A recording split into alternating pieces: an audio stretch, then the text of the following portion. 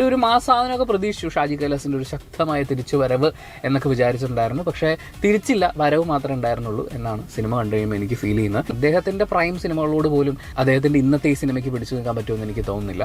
വെറും വരവായി പോയ ഒരു വരവ്. ചത്ത സിനിമ, ഒരു ഇമോഷൻസും ഒക്കാത്ത എന്തൊക്കെയോ കാട്ടിക്കൂട്ടിയിട്ടുള്ള ഒരു അപരാധ സിനിമ, തന്നി അപരാധം. ഷാജി കൈലാസിൻ്റെ ഒക്കെ ഈ ഒരു ഫോൾ ഒരിക്കലും പ്രതീക്ഷിച്ചല്ല. കാരണം 90s ഇദ്ദേഹത്തിൻ്റെ സിനിമ കണ്ട് എൻ്റെ മലയാളത്തിലെ ഏറ്റവും പ്രിയപ്പെട്ട സംവിധായകരിൽ ഒരാളാണ് ഷാജി കൈലാസ്. ഇദ്ദേഹത്തിൻ്റെ സിനിമകൾ കണ്ട് അന്തം വിട്ടിട്ടുണ്ട്.